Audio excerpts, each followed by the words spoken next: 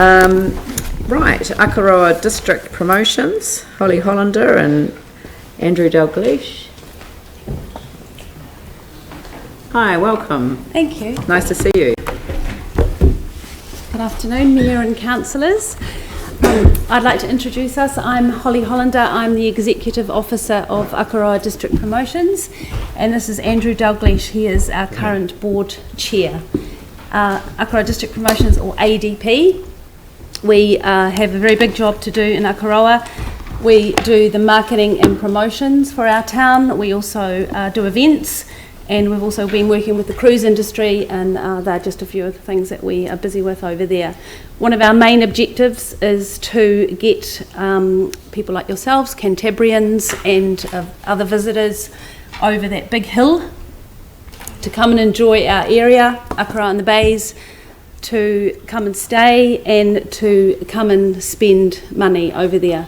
So we support the businesses, but we are the link and the vital link between tourism and community. We have certainly appreciated the funding support that we have received from City Council over the years with your grants, your strengthening communities grant, your small projects, discretionary.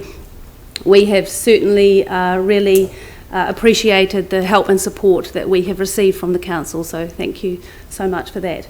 We have also very much appreciated the support that we've received financially from Christchurch and Canterbury Tourism, and we've received good funding from them over the last years.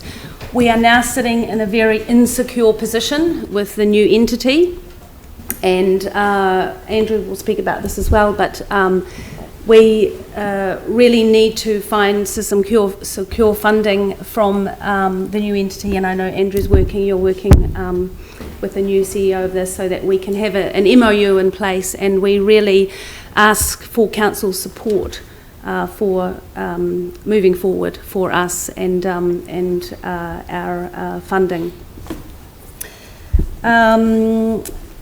We feel in Akaroa that we are often the squeaky wheel, complaining a lot. Don't forget us, we're over here, we are part of Christchurch. Remember, we feel that when it suits the City Council, we are the jewel in the crown, and when it doesn't suit, we're forgotten. And we're sorry about that, but we will continue to be that squeaky wheel. We will continue to lobby, and we will continue to get our voice heard. And I know some of the community board people have voiced their frustration as well at our ADP board meeting last night. Some of them have said that they feel powerless, they don't feel supported, and it's really unfortunate when you hear people from your community board saying that around the table as well. So ongoing issues we have, you need to look at in your annual plan. Boring, I know. Toilets.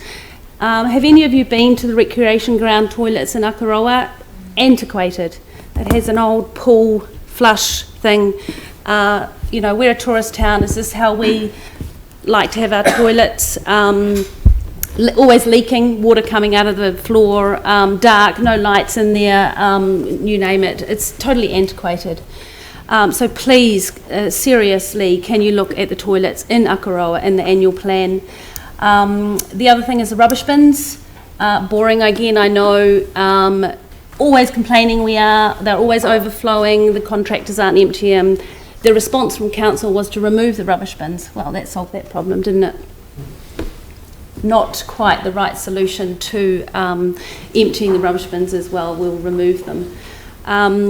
Victoria spoke on Tuesday in her submission about the seawalls. There are gaping big holes along the footpath at the moment, and we urgently ask you to look, please, at the seawall walls and the main pedestrian walkways in Akaroa along the waterfront. So Andrew, you can talk about the Wharfs, I think, too. Okay, thanks, Holly. After the treated wastewater project, which Akaroa is currently working through, or the council's working through for Akaroa, the main wharf is the next biggest ticket item. There's, I think, 11 million that's been flagged in there for that, and we would just like to encourage the council to come and talk to us and the stakeholders so that we get something that's fit for purpose. The Civic Trust will tell you we need something that goes back to the 1950s. It's been added onto and added onto and added onto, but it's not a single commercial entity like the port.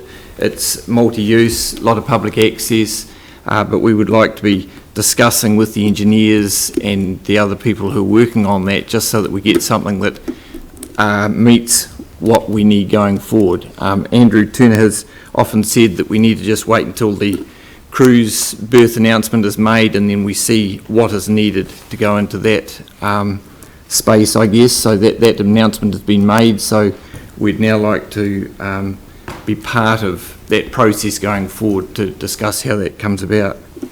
Do you want to talk about some more of that, or go on to the funding? That's pretty much really. You want to talk about funding? Yeah, just as Holly said, our funding over the years has been rather ad hoc from CCT and the City Council. We greatly appreciate it, but the activities that ADP has done to date tend to follow successful funding rounds. It's sort of stop, go, stop, go. We're really proud of what we've achieved as the second biggest point of entry for overseas visitors to Christchurch and Canterbury, and we now know that we need a strategic outlook going forward rather than just a piecemeal one. We look forward to creating a new partnership with the new Christchurch NZ entity and seeking the security of a lump sum funding rather than just piecemeal nature we've had. We do need strong support from Christchurch NZ and the City Council as we adapt to a new business environment post the cruise ship announcement, and Andrew Turner has been enthusiastic and keen to help us build a more productive relationship with our community board and the City Council, and we look forward to growing this. Anything else? So yeah, any questions please? Yeah. Let's start with Tim. Thank you. It's just that in our visitor strategy, it's funky and edgy and all this kind of thing. It's got we've also said about the best rebuild infrastructure, but obviously it seems that's not been included in Akaroa at this stage.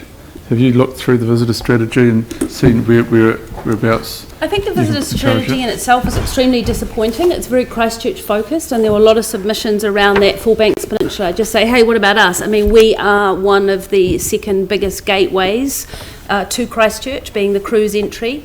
Apart from the airport, obviously it was written by the airport, the visitor strategy. So yeah, I think again the lack of Akaroa content in there and recognising it for its value, I guess is. But what was your question? Well, I guess technically, like at the moment you're at one of the big gateways because the Littleton's technically closed, but it is one of the key destinations for visitors when they come here.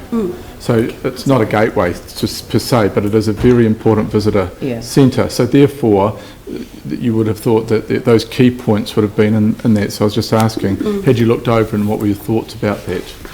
So the draft one that came out, I think, was possibly 3 sentences and 36 pages or something that referred to Akaroa. I mean, we were pretty disappointed. I mean, the comments that were attributed, I'm changing tack a wee bit, but the comments attributed to the Mayor with cruise ship announcement that Akaroa will be relieved now that cruise is going back to Christchurch, or to Littleton rather.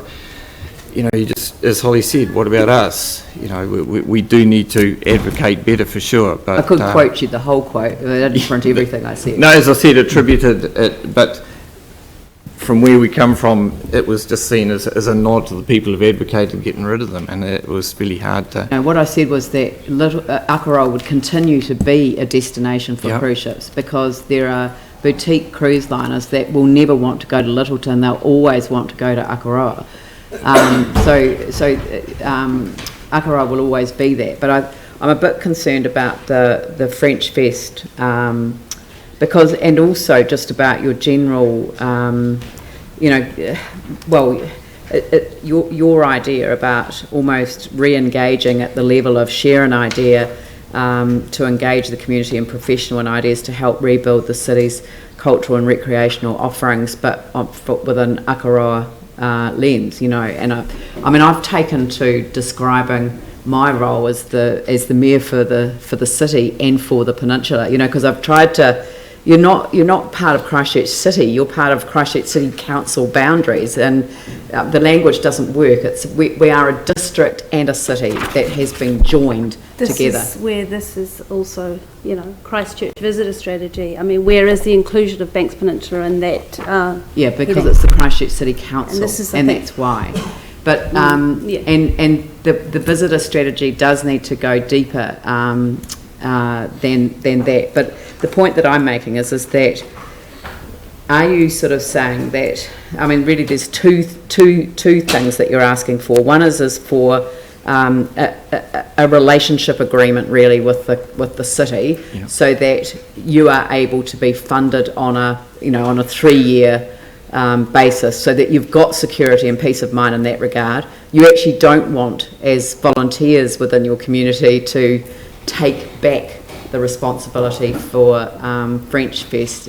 What you want is for that to be very much a part of our understanding, our memorandum of understanding, how we partner together to deliver that.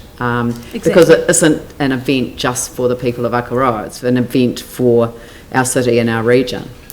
Well, we're a village and we're under-resourced as far as, we're trying our best to find funding for that person to help coordinate French Festival when we should really be focusing on other things.